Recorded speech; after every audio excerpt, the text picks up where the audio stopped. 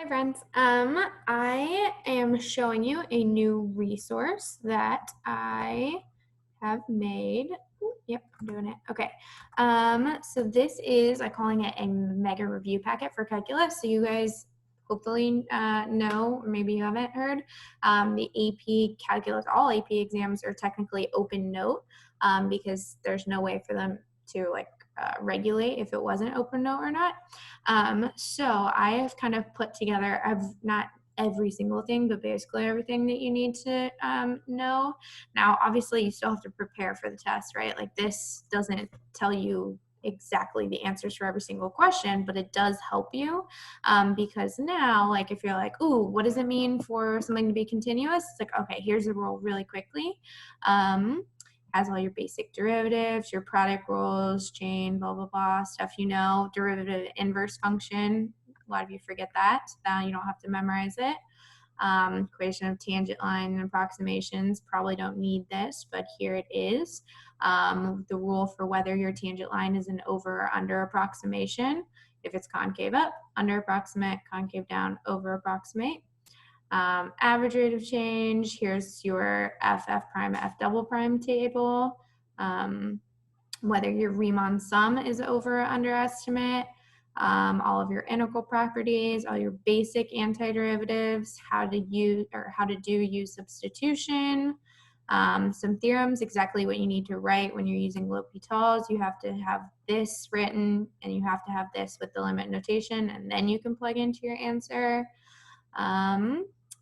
This is kind of just like a table of like, okay, if I have an equation and I have an amount and I want to go to a rate, oh, that means derivative. If I'm looking at a table and I have a rate and I want the amount, that's going to be a Riemann sum. This is what you talked about at the end of last week with the derivatives and integrals in the meanings in context.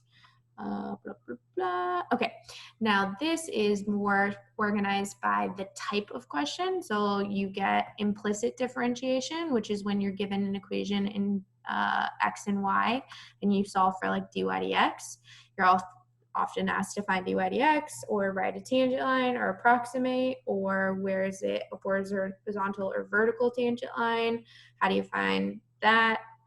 What does that mean, right? You might need to analyze it. And this is kind of like steps or what you're looking for in each of those. Graphical analysis, your rules, or like what to do if you're given a graph of f prime. If you want f, what do you do? If you're finding absolute maximum, what do you do?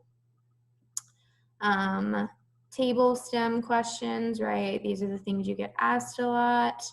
Differential equations, separate, integrate. Okay. Related rates, rate in, rate out questions, particle motion, and lastly, just some values that you might need, right? You don't necessarily have to, but now you don't have to have them memorized because you can just look it up right here. All right, so I am going to work through number one on your assignment, kind of showing you, I guess, how you would use this as a resource. So here we have a graph of f. It shows f, two line segments, quarter circle. We know the point 3, 3 minus root 5 is on the graph of f. A is asking if the integral from -6 to 5 is 7, find the value of -6 to -2 of f and show the work. So I have a graph from -2 to 5. I'm asked from -6 to -2. Obviously, that's not like shown here, and it didn't give me like an equation or anything in this question, but it did give me this -6 to +5. So this looks a lot like, if I go to integrals, my integral properties, adding intervals. See how if I go from A to B and then add the interval from B to C, that's the same as just from the very beginning A to the very end C. So I think of it as like part plus part equals whole. So I'm going to look at this. I'm going to add one integral plus the next integral equals another integral. And I'm going to look if I have -6 to 5 and I want -6 to -2. -6 to -2 is only a part of the other one. So that means the -6 to 5 is my whole. So I have from -6 to -2 and then from -2 to 5. So if you look at this, See how I go from -6 to -2, and then from -2 to 5? That's the same as if I go from -6 to 5, or to 2. No, it's 5. Okay, and then now we can kind of plug in. -6 to -2 is what I'm looking for, question mark. -6 to 5 is just 7, right? That was the kind of given. And now I need to know what -5 to 2 is so that I can solve for my question mark.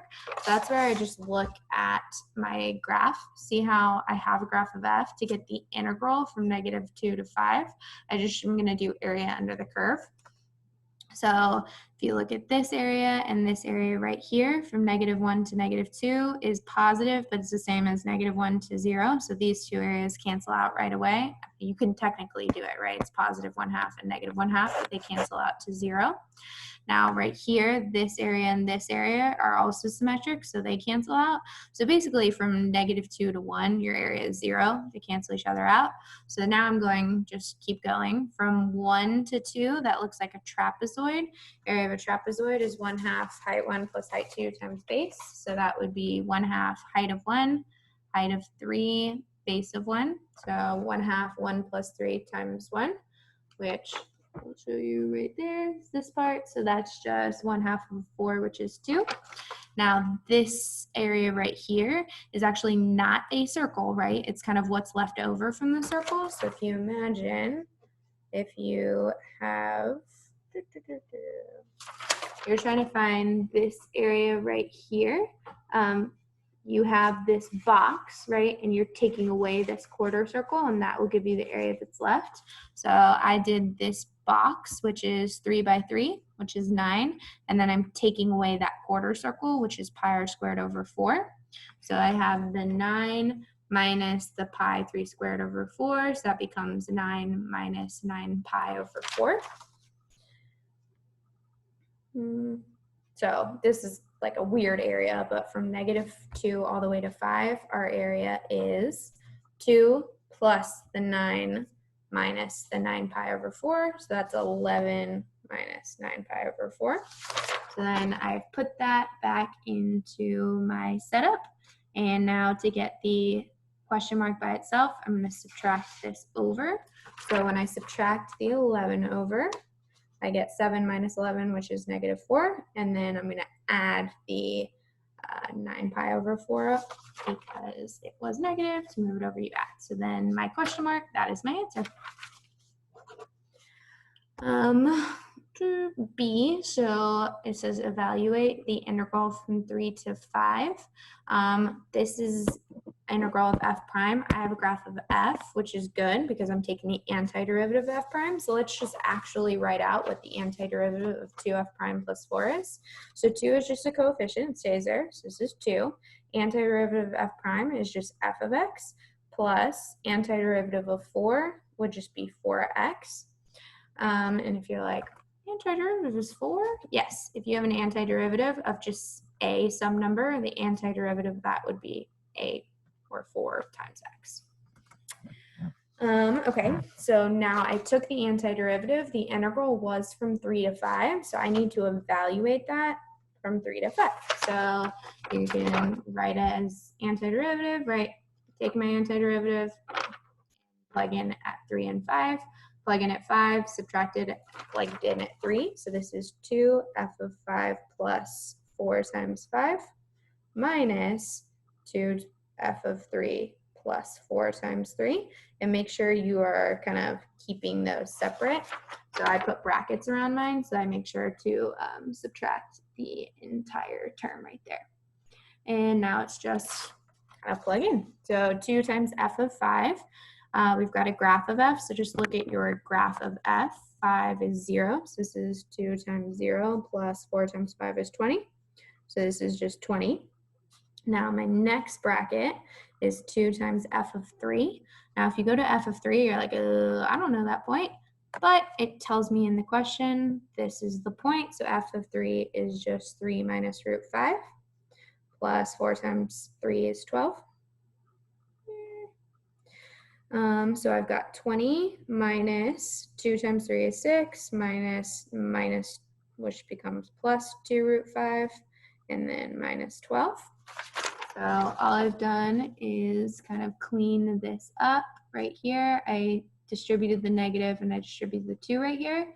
So 20 minus 6 and minus 12 just becomes 2. So then this is 2 plus 2 root 5. Yay. Oops, you can't see. Okay, now for part C, it is asking to find the absolute maximum value on the interval. So if you go to a lot of you messed this up on the, there was an assignment where you had to find this. Here we go, right here.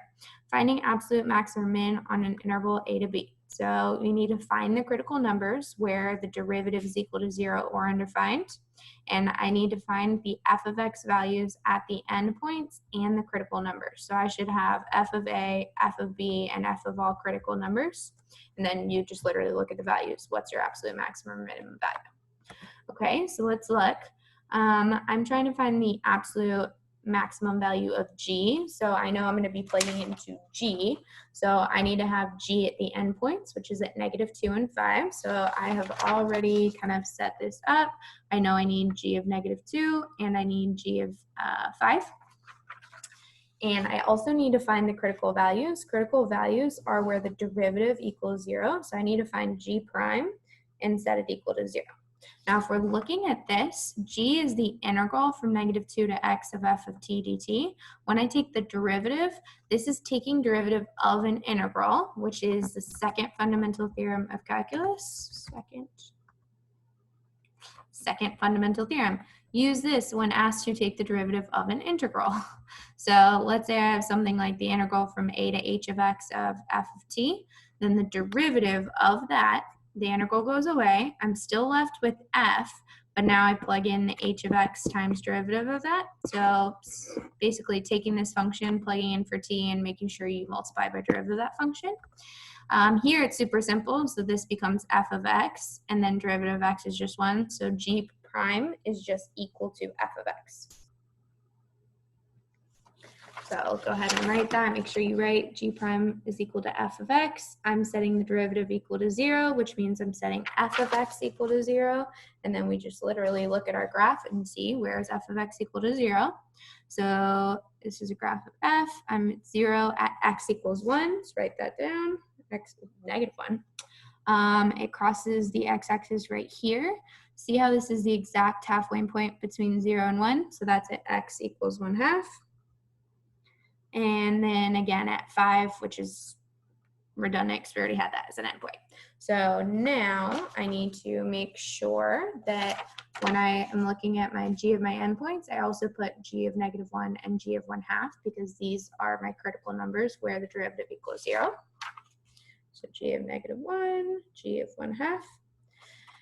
And now I have to actually plug in and find these. So g of -2, remember we have a equation for g of x. So we just plug in, this is -2 to -2 of f of t dt.